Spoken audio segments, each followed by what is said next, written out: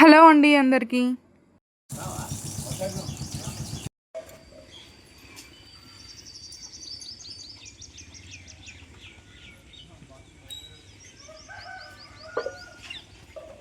Welcome back to my channel. నేను మీ అంజలి. First మీరు విన్న వాయిస్ అంతా ఒరిజినలే అండి. మార్నింగ్ వీడియో తీస్తుంటే పిట్టల సౌండ్స్ ఇంకా మేము మాట్లాడినవన్నీ వినిపిస్తున్నాయి. ఈ వీడియో అయితే డే 2ది. మోను ఇంకా మిల్కీ అయితే లేశారు 6కి. మోను బ్రష్ చేస్తుంటే మిల్కీ పాప కూడా బ్రష్ చేస్తా అని అయితే వెళ్ళింది. మోను ఏమో చెల్లెకి నేను చేపిస్తా అని వాడే బ్రష్ చేపించాడు. టిఫిన్ అయితే మినపవడలు చేశాము. టిఫిన్ చేశాక 11 కల్లా రెడీ అయ్యి మా బావ వాళ్ళ అమ్మమ్మ వాళ్ళ ఇంటికైతే వెళ్ళాము.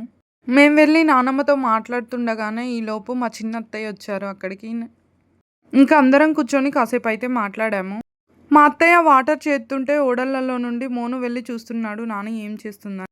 తర్వాత అత్తయ్య మోనుని వాళ్ళ అన్న దగ్గర వదిలిపెట్టి మా కోసం మామిడి పండ్లు అయితే తెచ్చింది. అవి రసాలు కొంచెం పుల్లగా ఉన్నాయి. నానమ్మ అత్తయ్యతో కాసేపు మాట్లాడాక అక్కడి నుండి పెద్దత్తయ్య వాళ్ళ ఇంటికైతే వెళ్ళాము. అత్తయ్య అయితే పనిలో ఉంది. వెళ్ళగానే మా కోసం మామిడి పండ్లు సపోటాలు తీసుకొచ్చి ఇచ్చింది. మిల్కీ పాపకి మ్యాంగోస్ కట్ చేసి ఇస్తే తిని కూల్ వాటర్తో హ్యాండ్ వాష్ అయితే చేసుకుంటుంది. ఆమె ఆ బాటిల్లో వాటర్ తోటే చేసుకుంటుందంట. నార్మల్ వాటర్ పోస్తే అసలు చేసుకోవట్లేదు. పెద్దత్తయ్య మామయ్య వాళ్ళతో కాసేపు మాట్లాడి మళ్ళీ చిన్నత్తయ్య వాళ్ళ ఇంటికైతే వెళ్ళాము.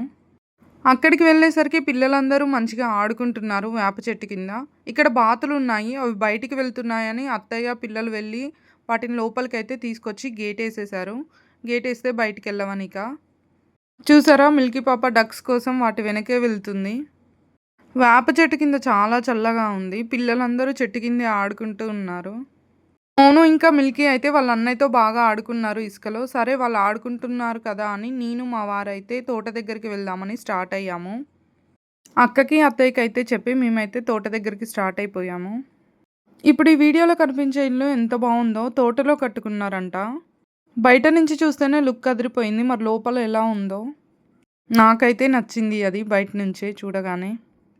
అసలు నాకు ఎక్కడ మామిడికాయలు తోటలు చూసినా మా మామిడి తోటనే గుర్తొస్తుంది. అంతలా మిస్ అవుతున్నాం మేము దాన్ని. ఇప్పుడు చూపించే ఈ తోట అయితే మా పెద్దత్తయ్య వాళ్ళది. పెద్ద పెద్ద చెట్లు ఉన్నాయి. కాయలు కూడా చాలా పెద్దగా ఉన్నాయి. ఇందులోనే సపోటా చెట్లు కూడా ఉన్నాయి.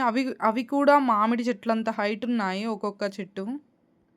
ఇంతకుముందు మా పెద్దత్తయ్య ఇచ్చిన మామిడి పండ్లు సపోటాలు ఈ తోటలోనివే. చూడండి అసలు ఎంత పెద్దగా ఎంత హైట్లో కూడా కాయలు ఎలా ఉన్నాయో. చెట్టు నిండా కాయలైతే ఉన్నాయి. మా తోటలో కూడా ఇంత హైట్ లేకపోయినా ఉండేవి. ఇలానే మా తోటలో కూడా మామిడి చెట్లు సపోటా చెట్లు చాలా ఉండేవి. ఇక్కడ మా పెద్ద మామయ్య అయితే కూర్చొని ఉన్నారు. కాసేపు వెళ్ళి పెద్ద మామయ్యతో మాట్లాడైతే వచ్చాము.